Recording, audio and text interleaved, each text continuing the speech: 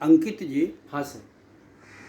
आप फिल्म के क्या बोलते हैं कि अभिनय क्षेत्र में जी बहुत सर। आगे बढ़ने की तमन्ना लिए हुए हैं। जी जी। और जैसा मालूम पड़ा 5 वर्षों से आप फिल्म लाइन में स्ट्रगल कर रहे हैं। जी सर। तो आपका क्या अनुभव रहा इस मामले में? सर, अनुभव तो यही रहा सर कि जब मैं 2015 में पहली बार मुंबई आया था तो मैं नाला सोपारा में रहता था सर। और वहाँ से सुबह 3 बजे मैं उठता था और भागता था कि कहीं अगर मुझे फिल्म इंडस्ट्री में गोरेगांव फिल्म सिटी में कोई बड़ा डायरेक्टर प्रोड्यूसर अगर मुझे मिल जाए, जो मुझे एक छोटा सा रोल के लिए अगर मुझे फाइनल अगर कर दे, तो मैं अपने आप को समझूंगा कि मुझे मोक्ष की प्राप्ति मिल गई है। तो मैं वहाँ से सुबह 3 बजे उठता था, नहाया वगैरह, सारा फाइनल में पहुँचता था एकदम गोरेगांव फिल्म सिटी। वहाँ पर आके मैं लोगों से मिलता था फिल्म सिटी में कि मुझे कहीं कुछ काम मिल जाए। मुझे काम मिला। मैंने 2 बड़ी फिल्मों में एज ए क्राउड में मैंने काम किया, जिसमें एक संजय लीला भंसाली की बाजीराव मस्तानी, दूसरी रामलीला मैंने काम किया। और मुझे पर डे 500-700 करके इस तरह मुझे मिलता था सर। तो ये मैंने किया किया बहुत किया। एक दिन मैंने पापा को फ़ोन किया कि पापा ऐसा ऐसा है। तो पापा ने मुझे ये सजेशन दिया कि अरे बेटा, तुम ये चीज़ कर रहे हो, तुम कैमरे के सामने आओगे कैसे, तुम लोग तुम्हें पहचानेंगे कैसे। तो उस टाइम से मैं बहुत सर प्रयास किया। Hindi industry, television industry, Bhojpuri industry के जितने भी बड़े बड़े डायरेक्टर प्रोड्यूसर्स हैं, उन सबों से मेरी मुलाकात हुई। सर मुझे काम चाहिए, मैं एक स्ट्रगलर हूँ, बहुत मेहनत कर रहा हूँ सर, गधा और कुत्ता की तरह भागता हूँ, मेहनत करता हूँ, मुझे काम चाहिए, I want to do work. But sir किसी भी प्रकार का कोई मुझसे मदद नहीं किया। यहाँ तक कि हिंदी इंडस्ट्री के बहुत बड़े बड़े डायरेक्टर हैं, जिनका मैं नाम नहीं लेना चाहता, सब लोगों ने वादे इरादे किए, लेकिन काम जो है वो किसी ने मुझे नहीं दिया। उसके बाद हम भोजपुरी इंडस्ट्री में आते हैं। भोजपुरी इंडस्ट्री में 35 बड़े बड़े डायरेक्टर, बहुत बड़े बड़े नाम, जिनके नाम से फिल्में बिकती है, मतलब उनको काम से जाना जाता है। बड़े बड़े डायरेक्टर के जो एसोसिएशन है, प्रोड्यूसर के एसोसिएशन है, उन सबों में उनका नाम रजिस्टर्ड है। कोई प्रेसिडेंट है, कोई वाइस प्रेसिडेंट है, लेकिन फिर भी जो है मैं मिला, बहुत प्रयास किया कि काम के लिए, तो काम मुझे कहीं नहीं मिला सर। मैं बहुत फ्रस्ट्रेट हो चुका था कि मैं क्या करूं क्या नहीं करूं।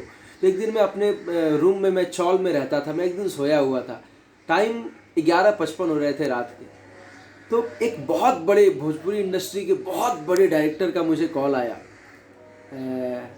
बोला कि हेलो बेटा, कहाँ पे हो? मैं बोला सर मैं रूम पे हूँ, तो आप आओ मेरे ऑफिस में। तो मैं गया उनके ऑफिस में, रात में 12 बजे भाग के उनके ऑफिस में आया कि उन्होंने, डायरेक्टर ने मुझे बुलाया है। मैं गया उनके पास कि सर मुझे आपने बुलाया मुझे।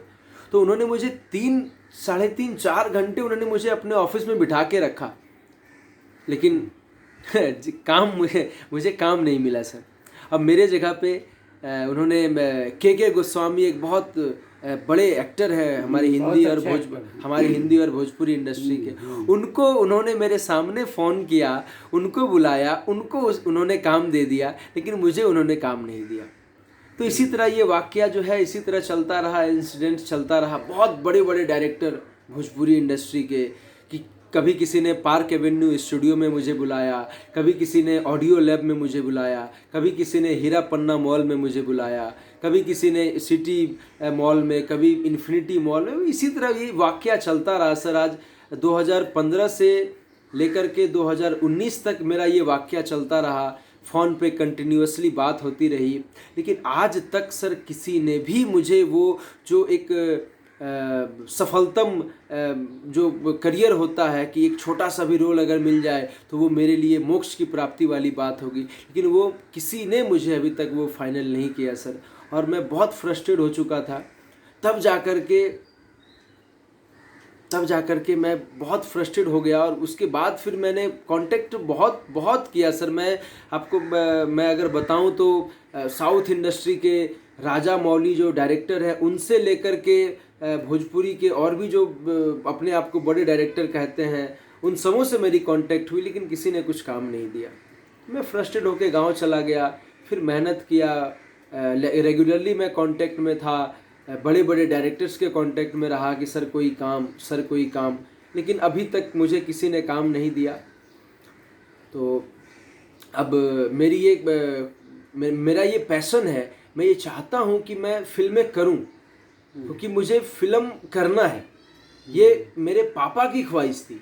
मेरे पापा हीरो बनना चाहते थे, वो हीरो नहीं बन सके। तो अब मैं ये चाह रहा हूँ कि जो मेरे पापा का सपना था, मेरे पापा वो किसी कारणवश पैसे के वजह से, पारिवारिक रिलेशन की वजह से वो पूरा नहीं कर सके। तो अब मैं ये चाह रहा हूँ कि मैं पापा का सपना अपने थ्रू पूरा करूँ, मैं हीरो बनूँ, ताकि पापा का सपना मैं पूरा करूँ, वो हीरो नहीं बन सके तो मैं बनूँ। क्योंकि अगर मैं भोजपुरी का ही हीरो बनता हूँ या हिंदी का बनता हूँ तो मुझे कोई प्रॉब्लम नहीं। अगर भोजपुरी का बनता हूँ तो वही सही है, क्योंकि राजा कहीं का भी हो, नेपाल का हो, भूटान का हो, इंडिया का हो, राजा राजा कहलाता है। राइट जी सर। तो अच्छी बात है। अब आपसे उम्मीद की जा सकती है कि आगे बहुत कुछ होगा जी, और आप फिल्म में सफल होंगे जी, ऐसी मेरी दुआ है जी, जी। तो आप बाकी स्ट्रगलों को क्या कहना चाहेंगे? सर देखिए, जहाँ तक मेरा ये अनुभव कहता है कि स्ट्रगलर्स जो भी है सर, बहुत मेहनत है। जितने भी स्ट्रगलर्स हैं मैं उनको सर कह रहा हूँ। सर आप जितने भी स्ट्रगलर्स हो सर, बहुत मेहनत है सर। गधा की तरह मेहनत करना होगा, घोड़ा की तरह दिमाग लगाना होगा। क्योंकि आप अगर घोड़े की तरह दिमाग लगाते हो तो दुनिया आपके ऊपर पैसा लगाएगी। आप रेस क्रॉस जो होता है, जहाँ पे घोड़े को दौड़वाया जाता है, वहाँ पे आप देखते हो कि घोड़े पर पैसा लगाया जाता है।